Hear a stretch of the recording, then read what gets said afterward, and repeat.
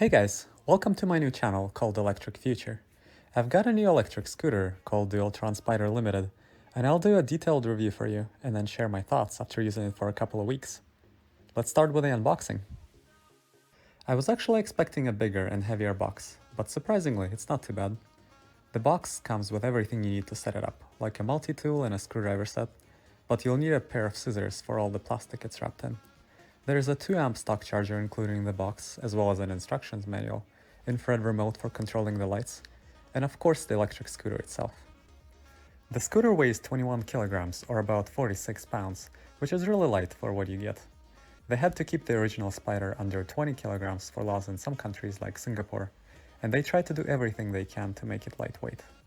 Like the handlebars are made from carbon fiber, motors are made from magnesium, and most of the scooter is made with aluminium. The result is that you can carry it up the few flights of stairs if you really have to, or put it in your car trunk if you want to ride somewhere else. The only downside is that the price, unfortunately, which is currently $2,600 to $2,700 depending on the deals that you get.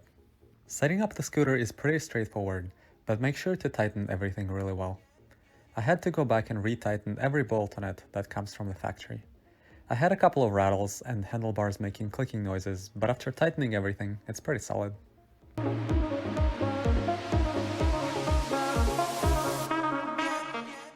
There is a battery cutoff switch on the bottom, and after you turn it on, the scooter powers up.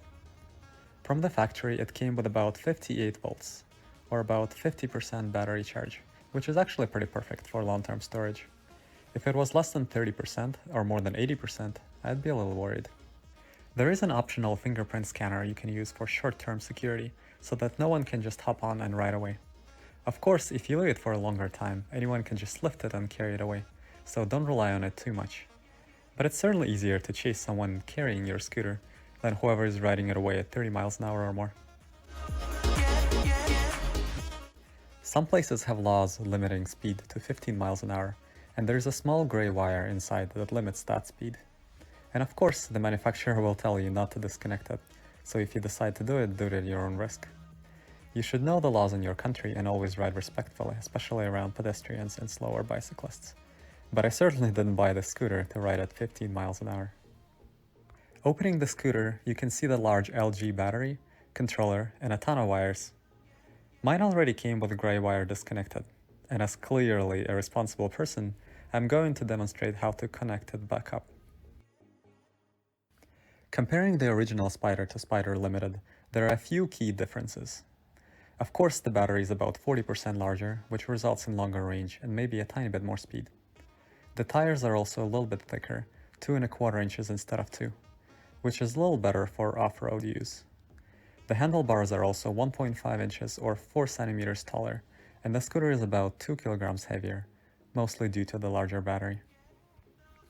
My rear brake came not very well adjusted from the factory.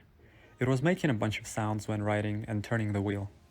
The cable was attached with the correct amount of length. However, I noticed there's a little metal clip that wasn't returning the brake pads far enough. Bending it a little bit solved the problem, and there are no more noises from the back wheel.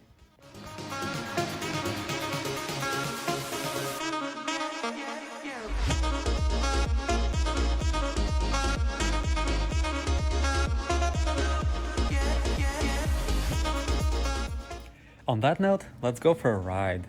The scooter feels really powerful and pulls you right away with dual motors. The speed increases quickly, so watch out for pedestrians and other road users. This is a fairly medium-grade downhill that's pretty long, and I'm going to ride it both ways, down and then turn around and go back up to compare the speed. Going down this hill, I've hit a maximum speed of about 43 to 44 miles an hour, and I've checked the speed with iPhone GPS app, as well as the GPS on the GoPro. The scooter is charged to about 90% here, but at about 50% for example, I'd expect 2 or 3 miles an hour less. Also, I'm about 130 pounds, which is around 59 kilograms, so you might lose a couple of miles an hour if you're heavier as well.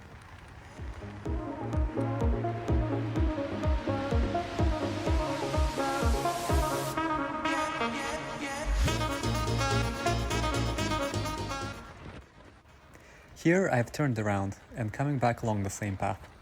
The sustained speed is around 30 to 31 miles an hour here, and over this bridge we're doing about 30 as well. If you remember the same bridge on the way down, I was going about 42. I haven't been on any hills that it was not able to handle yet, if you're okay with going a little bit slower. The steepest hills I've tried I was going about 20 miles an hour, and that's considering bicyclists were off their bikes, walking and pushing them up. Overall, on flat ground, I'd say it goes about 36 to 37 miles an hour for me, and if you're heavier, maybe it's closer to 34 to 35. This is another nice hill, and I wanted to talk a little bit about suspension. The Spider also has ABS brakes, but I'd say it's more of a gimmick and not worth using. The scooter has both front and rear suspension, with user-replaceable cartridges to adjust softness or stiffness. I think from the factory it comes with mediums, however for my weight and liking they're a little bit too stiff. I wish they included different cartridges in the box, however you have to buy them separately. So I might or might not decide to get them later, but I think it'd feel a little bit better for me if they were a little softer. But even now, any bumps, especially going at high speed, it just eats it up, which is really important given how fast the scooter goes. I got my scooter with a really nice 5 amp fast charger. You can limit the current if you want, choosing between 1, 2, 3, 4 or 5 amps. You might want to do this if you're really not in a rush and want the battery to heat up even less internally when charging.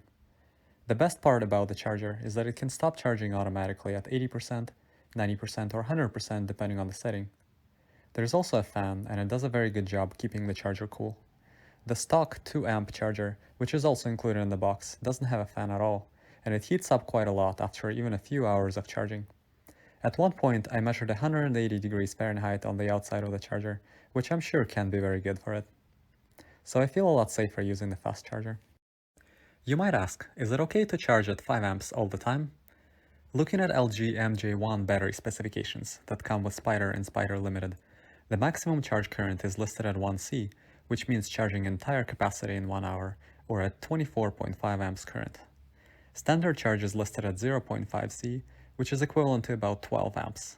So I wouldn't worry at all about charging at 5 amps. It might be okay to even charge at 10 amps with 2 fast chargers at the same time actually, if you really have to do it very quickly. Aside from charging current not being an issue, what you should really watch out for if you want your scooter to live a long and happy life is the maximum and minimum charge levels you operate between. This chart from Battery University demonstrates it perfectly. By charging to 85 to 90% instead of 100%, you literally double the lifetime of the battery. And I would recommend charging it to 80%. Once every 20 chargers or so, however, you might want to charge to 100% to equalize the battery so that cells don't get unbalanced over time.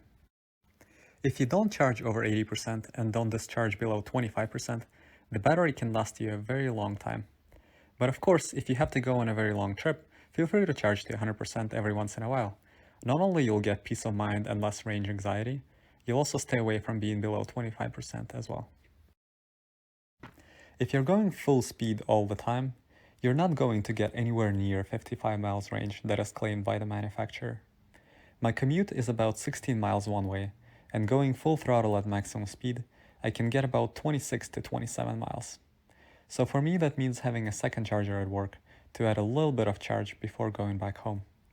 And based on the battery charts and graphs I've showed you before, keeping it between 25 and 85% is ideal anyway, so this works out pretty well. One more thing I wanted to mention is about being respectful sharing the roads. On fast scooters like these, going fast next to pedestrians gets them pretty scared, and if you see a falling scooter like this, it helps the public perception a lot to pick them up so we can all enjoy the future that includes environmentally friendly transportation options. And that's all I have. If you have any questions, feel free to message me or leave a comment. Thanks for watching.